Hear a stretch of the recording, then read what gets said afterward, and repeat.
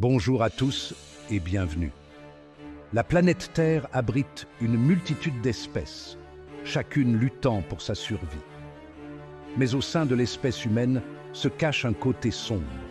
Ces individus, connus comme des fugitifs, sont recherchés pour des crimes graves. Leurs actions ont des conséquences profondes sur la stabilité mondiale. Leur capacité à échapper à la justice témoigne de leur ruse. Certains utilisent des identités fictives et des routes clandestines. Aujourd'hui, nous allons explorer les histoires de ces criminels notoires.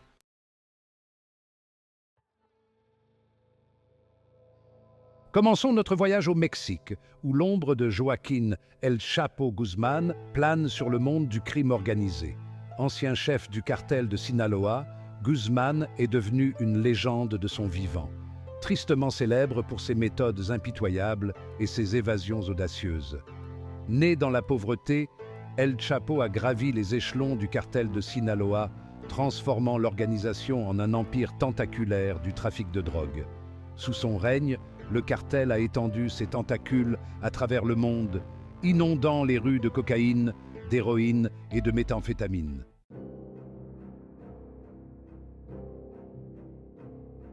Son influence s'étendait bien au-delà du trafic de drogue. El Chapo commandait une armée de sicarios, des assassins impitoyables, responsables d'innombrables meurtres et enlèvements. La violence était son outil de prédilection pour éliminer ses rivaux, intimider les témoins et asseoir son autorité. Pourtant, ce qui a vraiment distingué El Chapo, ce sont ses évasions spectaculaires.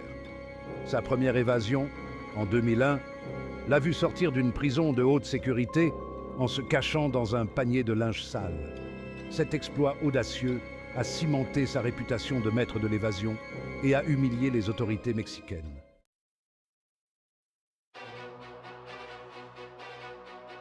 Mais c'est son évasion de 2015 qui allait devenir légendaire. Imaginez ceci, un tunnel d'1,5 km creusé sous la prison de haute sécurité d'Altiplano, équipé de rails, d'éclairage et même d'une moto modifiée pour naviguer dans les passages étroits. L'audace de l'évasion a choqué le monde. El Chapo, semblait-il, était intouchable, capable de déjouer même les mesures de sécurité les plus strictes. Son évasion a été un coup dur pour le gouvernement mexicain, exposant la corruption et l'incompétence qui gangrenaient le système carcéral. Pendant des mois, El Chapo est resté en liberté, narguant les autorités tout en continuant à diriger son empire criminel. Sa capture, en 2016, a été accueillie avec soulagement et incrédulité. Extradé aux États-Unis, il a été condamné à la prison à vie, mettant fin à son règne de terreur.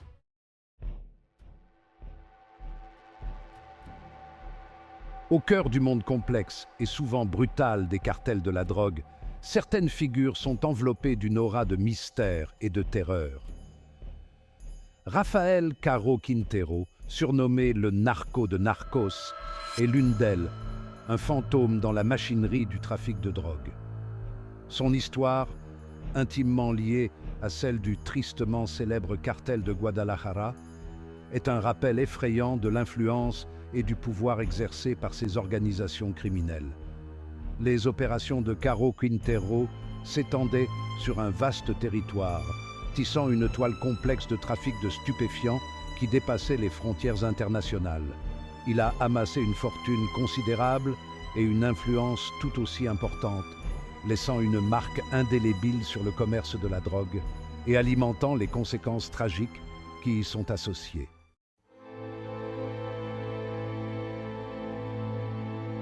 Sa notoriété a atteint des sommets en 1985 avec l'assassinat brutal d'Enrique Kiki Camarena, un agent de la DEA infiltré pour démanteler les opérations du cartel. Cet acte a provoqué une onde de choc au sein des forces de l'ordre et a mis en lumière la nature impitoyable de l'entreprise de Caro Quintero. Appréhendé la même année, Caro Quintero a été condamné à 40 ans de prison au Mexique. Cependant, l'histoire a pris une tournure inattendue en 2013 lorsqu'il a été libéré pour une technicalité juridique, aux grandes dames des autorités américaines qui réclamèrent son extradition. sa libération soudaine a relancé la poursuite du narco de Narcos. Caro Quintero a disparu dans la nature, devenant l'un des fugitifs les plus recherchés au monde. Sa disparition a déclenché une chasse à l'homme massive, avec des agences du monde entier unissant leurs forces. Malgré de nombreuses pistes, Caro Quintero a échappé à la capture, démontrant une habileté étonnante à se fondre dans l'ombre. Sa liberté continue est un rappel brutal des défis auxquels sont confrontés ceux qui luttent contre le crime organisé.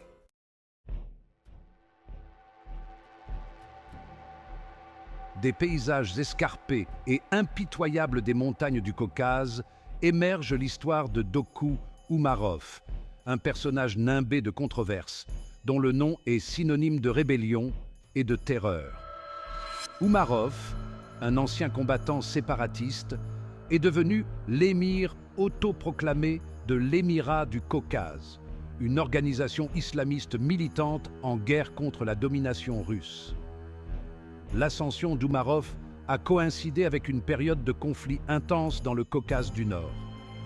La région, une mosaïque complexe d'ethnies et d'aspirations politiques, est devenue un terreau fertile pour l'insurrection et la violence. Oumarov a su tirer parti de cette agitation, unissant sous sa bannière des factions militantes disparates.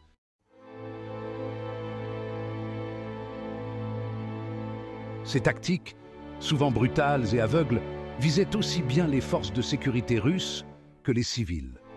Les attentats à la bombe dans le métro, les attaques d'aéroports et le terrible siège de l'école de Beslan, qui a coûté la vie à des centaines de personnes, dont des enfants, ne sont que quelques exemples tragiques de la violence perpétrée sous sa direction.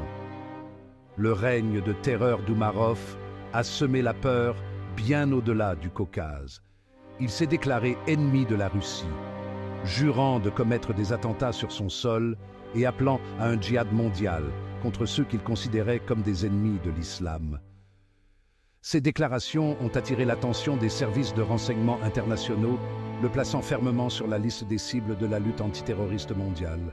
La traque de Dokou Oumarov est devenue une priorité absolue pour les autorités russes, qui ont investi des ressources considérables pour démanteler son réseau. Cependant, le terrain accidenté du Caucase offrait de nombreuses cachettes à Oumarov, ce qui rendait la tâche de le localiser extrêmement difficile.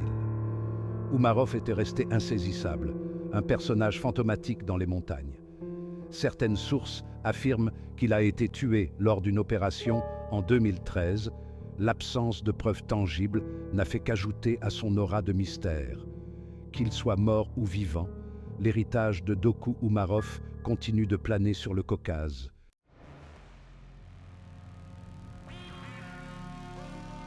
Dans les terres arides et désolées de la Sicile, où le soleil brûlant projette de longues ombres sur un paysage antique, se cache un prédateur d'un genre différent. Ce n'est pas une créature de la nature, mais un produit de l'ingéniosité et de la brutalité humaine. Matteo Messina Denaro, le dernier parrain de la mafia sicilienne. Né dans le monde violent de la Cosa Nostra, la vie de Denaro a été façonnée dès son plus jeune âge par le code du silence, de la violence et de l'impunité. Son père, un puissant patron de la mafia, lui a enseigné les rouages du commerce criminel, l'initiant à un monde où la loyauté était primordiale et la trahison se payait au prix fort.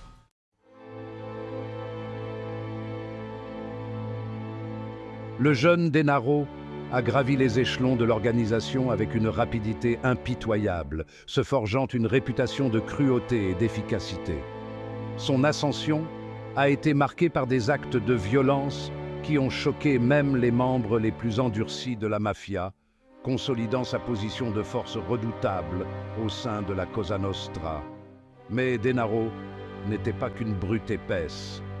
Il possédait une intelligence rusée et une capacité à anticiper les mouvements de ses ennemis, ce qui l'a aidé à échapper à la justice pendant des décennies. Il est devenu un maître de la dissimulation, disparaissant dans l'ombre avant que les autorités ne puissent l'appréhender.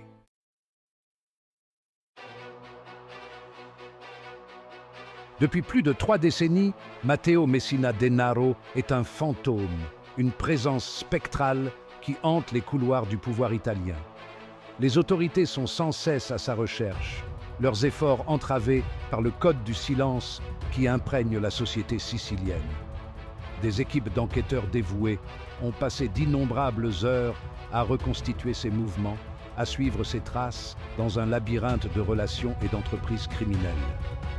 Ils ont arrêté des centaines de ses associés, démantelant lentement son empire criminel, mais Denaro reste insaisissable. Certains murmurent qu'il se cache dans les montagnes escarpées de la Sicile, protégé par un réseau de loyauté et de peur. D'autres pensent qu'il a trouvé refuge à l'étranger, vivant dans le luxe grâce à sa fortune illicite. Où qu'il soit, une chose est certaine, la légende de Matteo Messina Denaro continue de grandir. Sa capacité à échapper à la justice pendant si longtemps en dit long sur le pouvoir durable de la mafia sicilienne, une organisation profondément enracinée dans le tissu même de la société. La traque de Denaro est devenue une bataille pour l'âme de la Sicile, un test de la détermination de l'État à vaincre le crime organisé.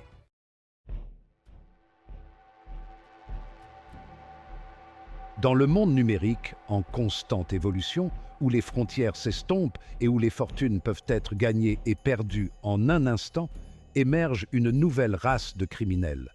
Ce ne sont pas des gangsters armés de pistolets et de menaces, mais des maîtres de la tromperie, capables de manipuler les marchés financiers mondiaux à leur avantage. Omid Sadrzadeh est l'un de ces individus, un cerveau criminel qui s'est taillé une place dans les annales de la criminalité financière. Son histoire est un récit édifiant sur l'attrait de la cupidité, le pouvoir de la technologie et la facilité avec laquelle les systèmes peuvent être manipulés.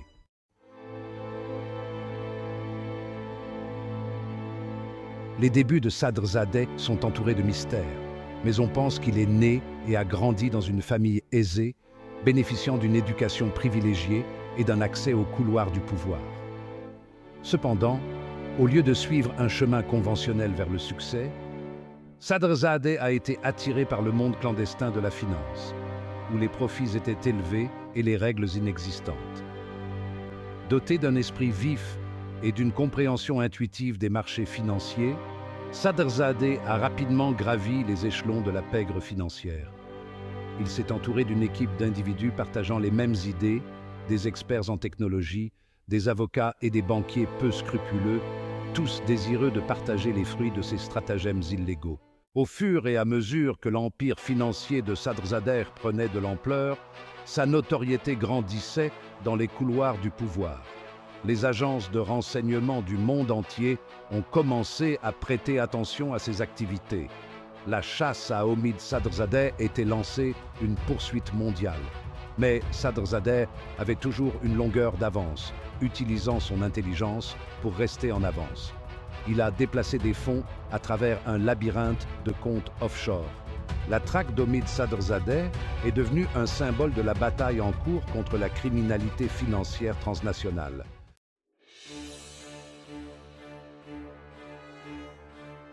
De la Sicile brûlée par le soleil au couloir numérique de la finance mondiale, la poursuite des criminels les plus recherchés au monde se poursuit sans relâche.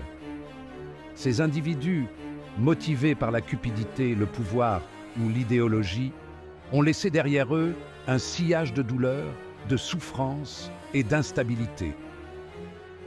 Leur capacité à échapper à la justice pendant si longtemps témoigne de leur intelligence rusée, de leurs vastes ressources et de la nature complexe des défis auxquels sont confrontés ceux qui cherchent à les appréhender. Mais la poursuite de la justice est implacable, mue par l'engagement inébranlable d'innombrables individus déterminés à traduire ces fugitifs en justice.